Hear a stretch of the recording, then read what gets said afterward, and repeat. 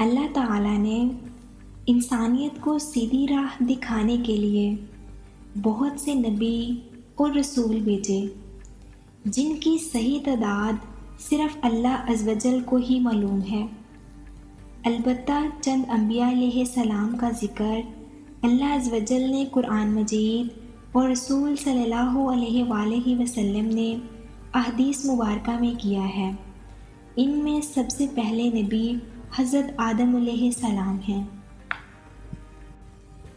حضرت آدم علیہ السلام کی پیدائش۔ مفسر قرآن حضرت عبداللہ بن عباس رضی اللہ تعالیٰ عنہ نے فرمایا، حضرت آدم علیہ السلام کی تخلیق سے تقریباً 2000 سال پہلے اللہ تعالیٰ نے زمین پر جنوں کو آباد کیا۔ جب جنات زمین میں فساد پھیلانے اور آپس میں قتل و غارت کرنے لگے تو اللہ تعالیٰ نے ابلیس یعنی شیاطین کے باپ کو فرشتوں کے ساتھ بھیجا کہ وہ جنات کو سمندروں اور جزیروں کی طرف بھگا دے۔ ابلیس نے فرشتوں کو ساتھ لے کر جنات کو سمندروں اور جزیروں کی طرف بھگا دیا۔ ابلیس خود بھی جنات کی نسل میں سے ہی تھا، لیکن کثرت عبادت کی وجہ سے اللہ تعالیٰ نے اسے فرشتوں کا سردار بنا دیا۔ فرشتوں کا سردار بننے کی وجہ سے ابلیس میں غرور اور تکبر پیدا ہو گیا۔ اس نے یہ سمجھا کہ مجھے زمین اور آسمان میں اتنا بڑا مقام ملا ہے، میں اللہ تعالیٰ کے نزدیک تمام مخلوقات سے زیادہ افضل ہوں۔ اللہ تعالیٰ کو اس کا یہ غرور اور تکبر پسند نہ آیا، اور اسی وقت اللہ تعالیٰ نے فرشتوں کے سامنے ایک ایسی مخلوق کو پیدا کرنے کا اظہار فرمایا جو زمین میں اللہ تعالیٰ کے نائب کی حیثیت رکھے گی۔ فرمان الہی ہے۔ ترجمہ: اے پیغمبر صلی اللہ علیہ وآلہ وسلم، وہ وقت یاد کیجئے جب آپ کے رب نے فرشتوں سے کہا کہ میں زمین میں اپنا خلیفہ یعنی نائب بنانے والا ہوں۔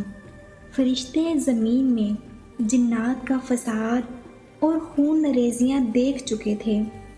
انہوں نے حکمت معلوم کرنے کے لیے کہا، اے اللہ تعالیٰ، کیا آپ زمین میں ایسی مخلوق کو اپنا نائب بنانا چاہتے ہیں جو زمین میں فساد پھیلائیں گے اور خون ریزیاں کریں گے، جبکہ ہم آپ کی حمد کی صحیح تسبیح اور پاکیزگی بیان کرتے ہیں۔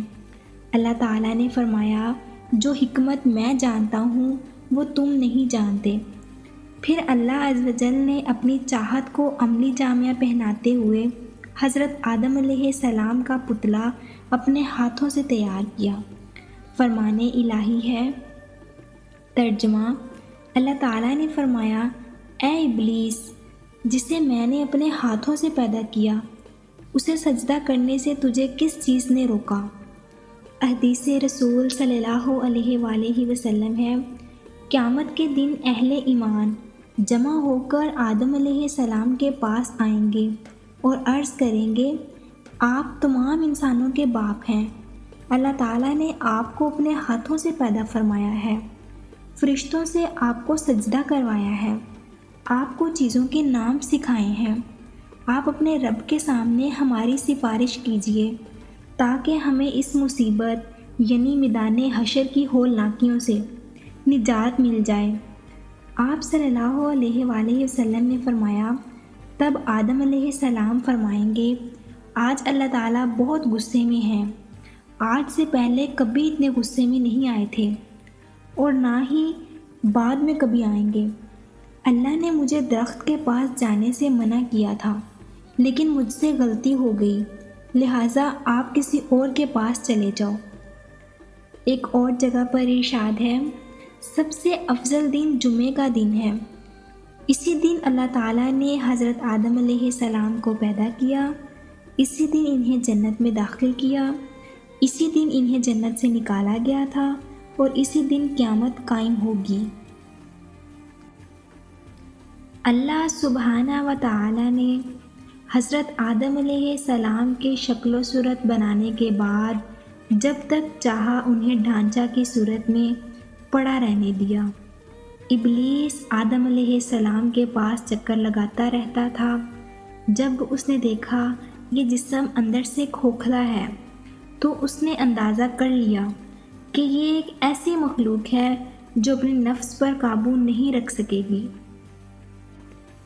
اللہ سبحانہ و تعالی نے آدم علیہ السلام کو پوری زمین سے جمع کی گئی مٹھی بھر خاک یعنی مٹی سے پیدا فرمایا۔ اسی وجہ سے آدم علیہ السلام کی اولاد بھی مختلف رنگوں کی مٹی کے مطابق پیدا ہوتی ہے۔ ان میں سفید، سرخ، سیاہ، درمیانی رنگوں کے بھی ہیں۔ اسی طرح نیک، بد، نرم مزاج، سخت طبیعت اور درمیانی طبیعت والے بھی ہیں۔ اللہ تعالیٰ نے حضرت آدم علیہ السلام کو جمعہ کے دن اپنے ہاتھ سے انسانی صورت میں پیدا فرمایا تاکہ ابلیس اپنی بڑائی کا دعویٰ نہ کر سکے۔ اس کے بعد کچھ مدت تک مٹی کے بنے ہوئے ایک جسم کی صورت میں پڑا رہنے دیا۔ فرشتے اور ابلیس اسے دیکھ کر خوف زدہ ہوتے۔ ابلیس گزرتے ہوئے اسے ٹھوکر مارتا، جس کی وجہ سے ایسی آواز پیدا ہوتی جس طرح مٹی کے بنے ہوئے برتن سے کسی چیز کے ٹکرانے کے بعد آواز پیدا ہوتی ہے۔ اسی لیے وہ کہتا تھا، اور ایک جگہ پر فرمان الہی ہے، ترجمہ: اللہ تعالیٰ نے انسان کو ٹھیکری جیسی بجنے والی مٹی سے پیدا فرمایا۔ ابلیس ایک مرتبہ موقع پا کر حضرت آدم علیہ السلام کے منہ کی طرف سے بدن میں داخل ہوا اور دوسری طرف سے نکل گیا، اور پھر فرشتوں سے کہنے لگا، اس سے مت ڈرو، یہ آدم اندر سے بالکل کھوکھلا ہے، اگر مجھے اس پر قابو پانے کا موقع ملا تو میں اسے ضرور گمراہ کروں گا۔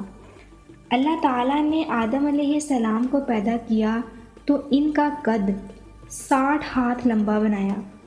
ان میں روح پھونکی اور فرمایا، جا کر فرشتوں کی جماعت کو سلام کہیے اور ان کا جواب غور سے سنیے، وہی آپ کا اور آپ کی اولاد کا سلام اور جواب کرنے کا طریقہ ہوگا۔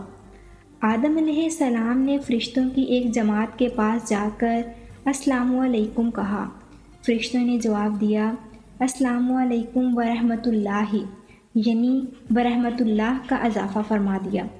جنت میں جو بھی داخل ہوگا وہ آدم علیہ السلام کی صورت پر ہوگا۔